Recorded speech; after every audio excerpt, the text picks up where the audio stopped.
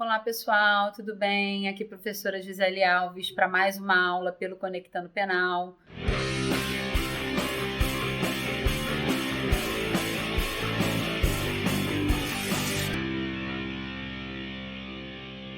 Nós vamos continuar dando prosseguimento à matéria de Teoria Geral do Crime, mais especificamente a matéria de culpabilidade. Essa matéria foi uma matéria que a gente já iniciou nas aulas anteriores. Nós falamos da evolução do conceito de culpabilidade, entramos na matéria de imputabilidade, vimos as causas de exclusão de imputabilidade do artigo 26, do artigo 27, do artigo 28, parágrafo 1º, e agora a gente vai falar do segundo caso, do segundo elemento da culpabilidade. Então tá aqui, ó, crime é um ato típico, ilícito e culpável. E aí dentro de culpabilidade, tá aqui, ó, culpabilidade é imputabilidade, potencial consciência da ilicitude e exigibilidade de conduta diversa. Então culpabilidade é imputabilidade, que a gente já trabalhou, potencial consciência da ilicitude e exigibilidade de conduta diversa. Então a gente vai se dedicar aqui à potencial consciência da ilicitude. Então a matéria que a gente vai ver hoje é a PCI. Eu não posso confundir potencial consciência da ilicitude com a chamada real consciência da ilicitude. Uma coisa é a real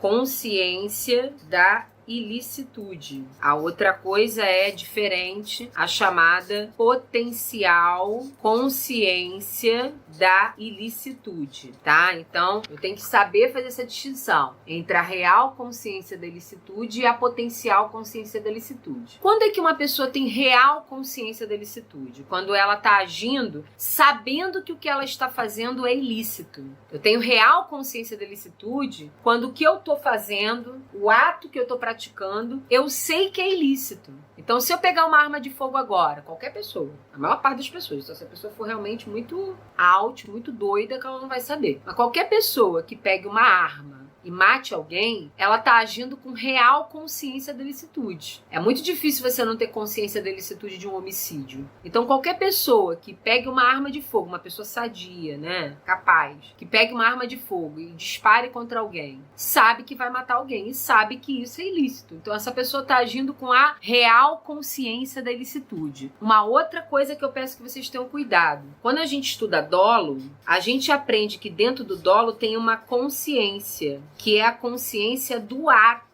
Então, dentro do dolo, existe a consciência do ato. Eu tenho que distinguir isso do que a gente estuda dentro da culpabilidade. Porque dentro da culpabilidade, a gente não estuda a consciência do ato. A gente estuda a consciência da ilicitude do ato. Uma coisa é a consciência do ato, que está dentro do dolo. O que é a consciência do ato que está dentro do dolo? É saber que eu estou fazendo o ato. Eu estou aqui falando com vocês agora. Eu tenho consciência de que estou falando com vocês agora? Eu tenho consciência desse ato? Eu sei que estou praticando esse ato? Isso é consciência do ato, isso está dentro do dolo. Então, consciência do ato está dentro do dolo. E o dolo está dentro do fato típico. Agora, consciência da ilicitude do ato, uma coisa é saber que eu estou fazendo o ato. Eu sei que eu estou jogando a pedra em alguém. Saber que estou jogando uma pedra em alguém é consciência do ato. Saber que jogar a pedra em alguém é crime é consciência da ilicitude do ato. Consciência do ato está dentro do dolo. E o dolo está no fato típico. Consciência da ilicitude do ato é outra coisa. E consciência da ilicitude está dentro da culpabilidade. É outro elemento do crime. O que a gente vai estudar aqui em culpabilidade é se o sujeito sabia ou não sabia que esse ato que ele praticou com consciência, com vontade, era ilícito ou não era ilícito. O que a gente vai estudar em culpabilidade é a consciência da ilicitude do ato. E aí, mais uma vez, pegando aqui os elementos da culpabilidade. Crime é fato típico, ilícito e culpável. Dentro dos elementos da culpabilidade, tá lá, primeiro elemento, a imputabilidade, segundo elemento, a potencial consciência da ilicitude e terceiro elemento, a exigibilidade de conduta diversa. Tá aqui, ó, potencial consciência da ilicitude. O que o legislador exige para uma pessoa ser culpável, que é o terceiro elemento do crime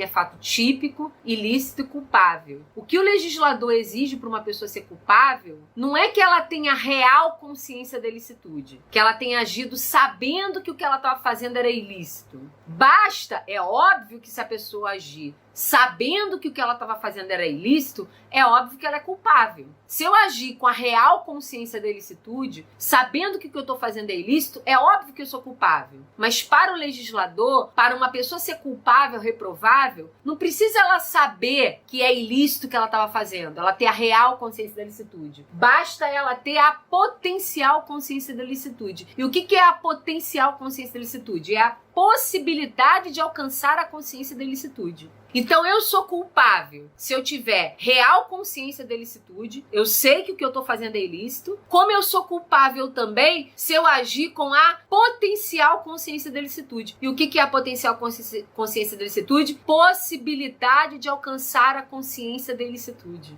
Eu não tive a consciência da ilicitude, mas eu tive a potencial consciência. O que é a potencial consciência? A possibilidade de alcançar a consciência. Era possível a mim alcançar essa consciência da ilicitude. Era possível a mim saber que o que eu estou fazendo era ilícito. Babou. Se era possível saber que era ilícito, eu sou culpável. Eu sou culpável se eu sabia que era ilícito, como também sou culpável se eu não sabia, mas era possível saber. É a potencial consciência. Tá claro? O nosso legislador, ele trabalha com as causas que excluem a potencial consciência da ilicitude. Então, para o cara não ser culpável, eu vou precisar de uma causa que exclua a potencial consciência da ilicitude. Quais são essas causas que excluem a potencial consciência da ilicitude? E aí, excluindo tanto a real consciência da ilicitude como a potencial consciência da ilicitude, o cara não vai ser culpável. E se o cara não vai ser culpável, a gente já viu aqui, sem culpabilidade, crime é fato típico, ilícito culpar, sem culpabilidade não tem crime. Então eu preciso saber que situações excluem a real consciência da ilicitude e também a potencial consciência da ilicitude. Porque sem a potencial consciência da ilicitude e a real consciência da ilicitude, não tem culpabilidade. Sem culpabilidade não tem crime. Nós trabalhamos na doutrina com alguns casos que excluem a potencial consciência da ilicitude. O mais importante deles é o erro de proibição, que é uma matéria que está no artigo 21 do Código Penal. Então, o caso mais importante que a gente vai lidar é o erro de proibição, que está no artigo 21 do CP. Então, lá no artigo 21 do Código Penal, está o erro de proibição, que é mais um caso de excludente de culpabilidade, mas exclui a culpabilidade por quê? Porque exclui um elemento da culpabilidade, que é a potencial consciência da ilicitude. Então, o erro de proibição, artigo 21 do Código Penal, ele pode vir a excluir a potencial consciência da ilicitude. E aí, excluindo a potencial consciência da ilicitude, não vai ter culpabilidade. Porque culpabilidade é imputabilidade, potencial consciência da ilicitude e exigibilidade de conduta diversa. Tem que ter os três elementos. Faltou um, não tem culpabilidade. Não tem reprovabilidade pessoal. E aí, não tem culpabilidade, não tem crime. Não confundam erro de tipo com erro de proibição. Por quê? Porque no erro de tipo, o cara executa os elementos do tipo, o sujeito ativo executa os elementos do tipo, ele executa a conduta do tipo penal, os elementos objetivos do tipo penal, a conduta do tipo penal, por exemplo, matar alguém, é o caso do artigo 121, mas ele faz isso sem o dolo. Porque ele executa os elementos do tipo, objetivos, a conduta, por erro. Mas ele faz isso sem um elemento subjetivo, sem o dolo.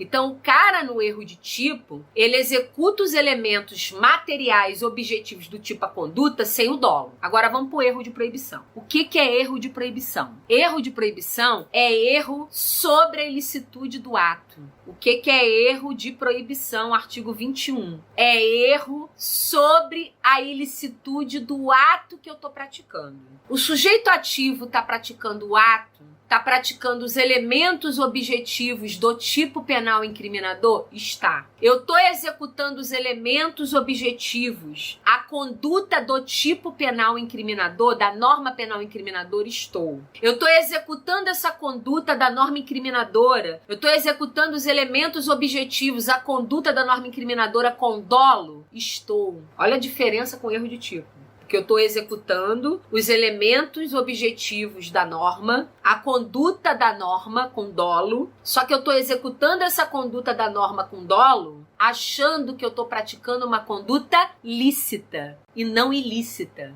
Erro de tipo é erro sobre a ilicitude do ato. Eu executo a conduta achando que a conduta é lícita, quando na verdade a conduta é ilícita. Eu executo a conduta achando que a conduta é justa, quando na verdade a conduta é injusta. Eu executo a conduta acreditando que a conduta é permitida, quando na verdade a conduta é proibida. Por isso que é erro de proibição. Pratico a conduta da norma incriminadora acreditando que ela é permitida, mas na verdade ela é proibida. Acreditando que ela é lícita, mas na verdade ela é ilícita. Isso é erro de proibição. Eu pratico a conduta com vontade, crendo que ela é lícita, ok? Professora, como assim? É lógico que não é tão fácil alegar erro de proibição para qualquer crime. Porque não dá para o sujeito dizer que acreditava que qualquer crime era lícito. Como é que pode o cara acreditar que matar é lícito? Como é que ele vai alegar erro de proibição para um homicídio? Toda pessoa sabe que matar é ilícito. É óbvio que não é qualquer crime que dá para alegar erro de proibição. Porque tem crime que é óbvio que aquilo ali é ilícito. Ok? Atenção, vou ler o artigo 21 que fala do erro de proibição. Diz assim: erro sobre a ilicitude do fato. Artigo 21. O desconhecimento de lei é inexcusável. O que é inexcusável? O desconhecimento da lei é imperdoável. Não se perdoa. O sujeito não tem como alegar que ele não leu a lei. Isso não é erro de proibição. No erro de proibição, eu não posso simplesmente alegar que eu não conhecia a lei, que eu nunca li a lei. Porque eu não preciso ler lei para saber que alguns atos são ilícitos. Você pode nunca ter tido um Código Penal na tua casa, nunca ter lido o artigo 121 do Código Penal e ainda assim saber que homicídio é crime, é ilícito. Porque culturalmente você sabe que matar é crime. Então você não precisa ler a lei para saber que matar é crime. Então não se pode alegar desconhecimento da lei para afastar a culpabilidade.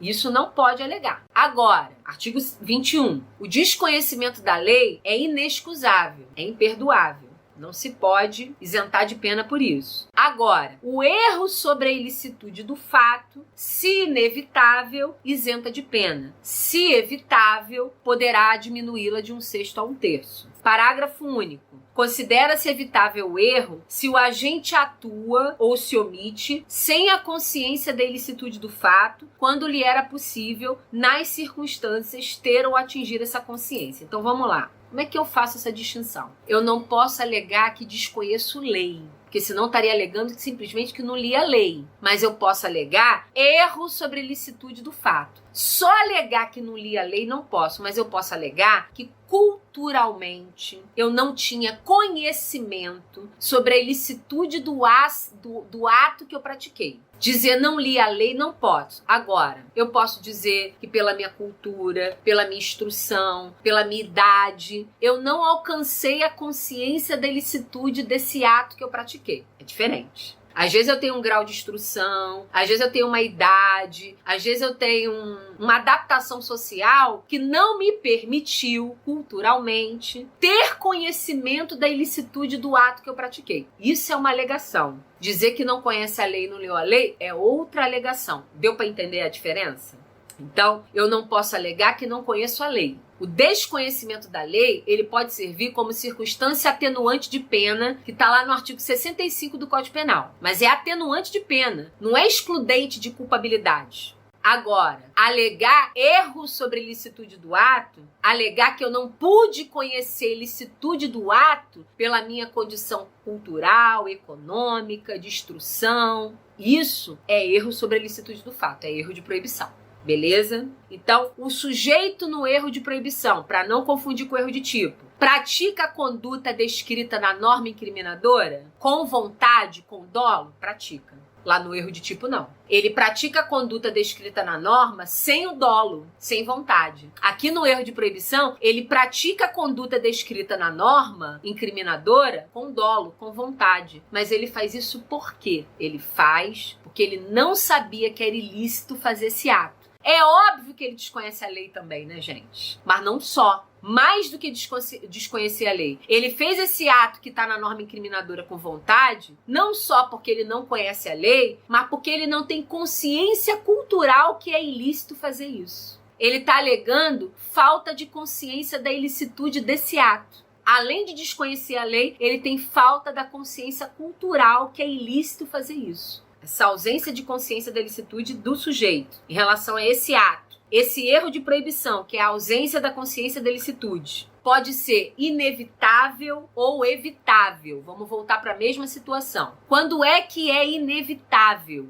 É inevitável quando, por mais que o sujeito seja atencioso, prudente, por toda a atenção que ele tenha dado à situação, ainda assim ele incorreria no erro. É um erro inevitável. É um erro de proibição inevitável. Ele foi atencioso, ele foi prudente, mas mesmo com toda a atenção, com toda a prudência, ainda assim ele incorreu no erro. Qual é a consequência do erro de proibição inevitável? A consequência do erro de proibição inevitável, vamos voltar aqui, ó, exclui tanto a real consciência da ilicitude como a potencial. Então, quando o cara está num caso de erro de proibição inevitável, ele tanto não tem a real consciência da ilicitude, como ele não tem a potencial consciência da ilicitude. E aí, se ele não tem nem real consciência da ilicitude, nem potencial consciência da ilicitude, e aí interessa pra gente a potencial, ele não tem culpabilidade. Porque se ele não tem real consciência da ilicitude, nem potencial consciência da ilicitude, faltou essa daqui, não tem culpabilidade. E se não tem culpabilidade, a gente já aprendeu que sem culpabilidade não tem crime. Porque para ter crime tem que ter fato típico, ilícito, culpável. Beleza? Agora vamos pro erro de proibição evitável, que é a cola tá lá no parágrafo único do artigo 21. Considera-se evitável o erro se o agente atuar ou se omitir, ou seja, praticar conduta criminosa, né? Sem a consciência da ilicitude, ou seja, sem a real consciência da ilicitude, quando lhe era possível atingir essa consciência.